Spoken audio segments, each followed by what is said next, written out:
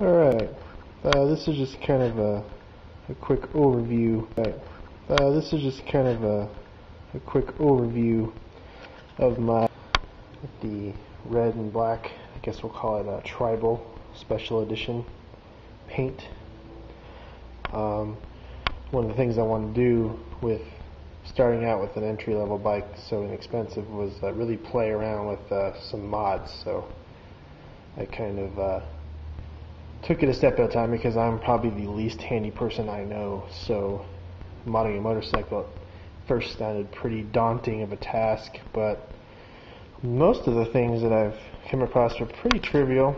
Again, it really helps that the internet is so informative nowadays, with forums dedicated specifically to Kawasaki's and YouTube in general. People posting videos on how they accomplished a lot of the same mods that I put on really helped a lot. So I figure I'll go in chronological order. The first one I got, you actually can't see it, but it's in there, is a battery tender.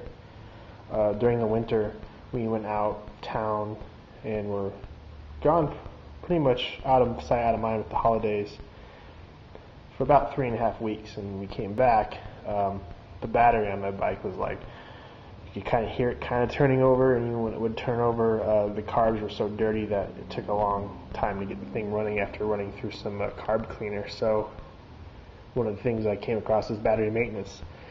The battery on this thing is so small that it doesn't take long for it to run itself down, especially if you do a lot of quick riding, which at the time was what I was doing primarily because I don't commute, let alone with my bike. So, but the battery tender it's actually this thing here. It's a 1.5 amp from Speed Charge. I got it at O'Reilly or /Checker, whatever they're known as now, for about $30, and it comes with this little positive negative connector, and you buy these little harnesses for it, and the harness will attach to your battery. And I ran the harness cable up into my passenger seat under here, so that to tend my battery I don't have to take the seat off the side panel. I can just open up my passenger and plug it straight into the harness, and it'll indicate when it's done, and then I can just pack it away again. I thought it was pretty fancy. I zip tied it inside so it doesn't fall out.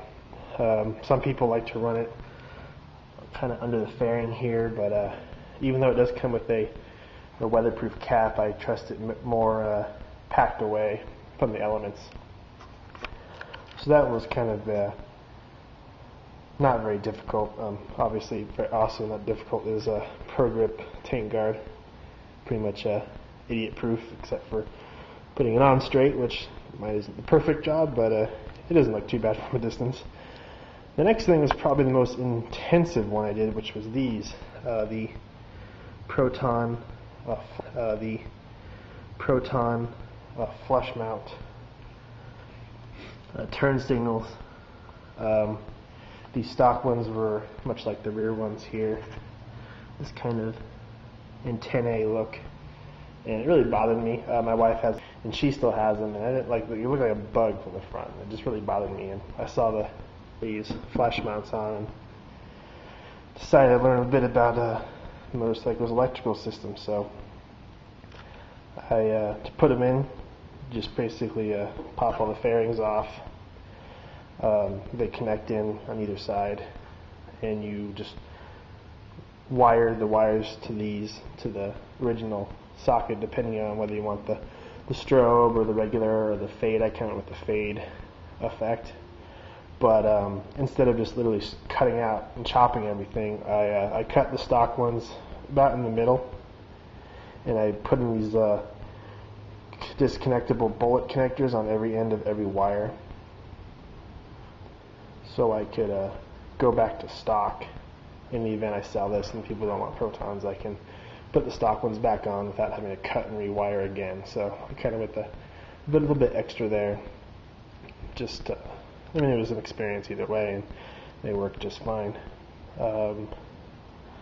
Next one again was pretty much mindless. The zero gravity dark smoke windscreen. It's pretty simple. You just take the 4 screws out, it slides out, and you slide this one in. The only thing you probably want to keep track of is these little rubber grommets on the inside of the 2 top screws. You kind of have to pop them out and pop the other ones back in. A little bit of a trick, but once you get them for good. And the last one I've done, well, actually there's 2 more. The next one was this. It is from thecycleguys.com. It's called their Fast Pack. They make in many different sizes. Those of you that know the 250s know they have no storage at all. Under the passenger seat you have a toolkit. I also keep my registration in there, but that's really about it. So the Cycle Guys Fast Pack uses Velcro on the inside to kind of adhere to your passenger seat. And it's got a nice textured surface on top, but you unzip it and it pops out into an actual container.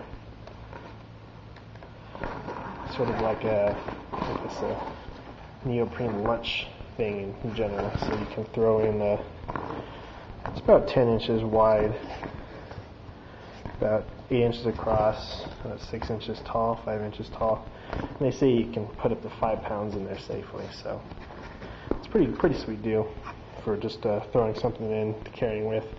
Downside is you'd have to then hop on it like it was do the kick leg on instead of the slide over, because otherwise you're going to knock into whatever you're stowing. So that's something to keep track of, but I've only used this once or twice. It's just nice to have because it can compact down really small, and so you basically don't even realize it's there. Now, the fun one, this is the last one I've done. I put on the Two Brothers Veil M2 slip-on exhaust with the carbon fiber body. I got it off of eBay from Sport Bike Needs. They're really good sellers. They drop ship this straight from TBR for me, so I could get it much quicker from California rather than shipping from I think they're in the Midwest somewhere. It sounded like it was a lot of work, but it really wasn't. You just basically have to take off the stock sound suppressor and the pipe guard, which is probably the most work. Once you get that off, the stock exhaust comes out really easy. You just clamp the slip-on over the mid-pipe. Everything's really modular. We have this like X grip which attaches the mid-pipe to the exhaust. Really good screws. It mounts into the bike here, and there's this replaceable M cap that they call it. I have the P1X sound suppressor tip in there too, because the exhaust is already plenty loud over stock, and the tip kind of muffles it down a little bit to more of a growl rather than a roar. Plenty loud for my needs. I'm just trying to minimize how much I can anger my neighbors, so for an extra $30 or so, I think it makes a pretty significant difference. But without giving me a headache when I'm riding the bike, so I guess that's about it.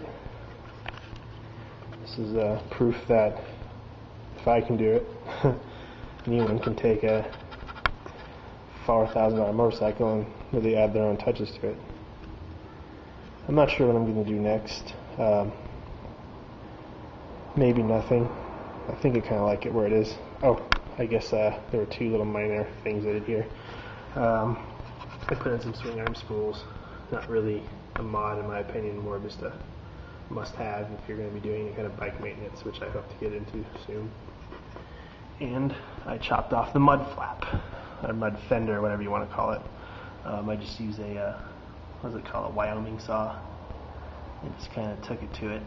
It used to stick out to about here, and it was just kind of an eyesore, so I chopped it out, extended it down a bit. The license plate you can't even see. So a lot of people do replace the whole tail kit, and I haven't done that, and I don't think I would either. I kind of like how the stock one looks. It doesn't look too bad. Besides, we have to keep the light for law compliance purposes, so any kind of tail fender is probably going to remove that. I see a lot of people riding it around, their license plate kind of stapled under there, but as I understand it, it's not actually street legal, so and I hear people actually get in trouble for that. I know a lot of these things aren't necessarily street sanctioned, but you can get away with, I think, all the ones I have here. Well, I think that's pretty much it. If I do any more things on the bike, I'll be sure to post more videos about that. Thanks for watching.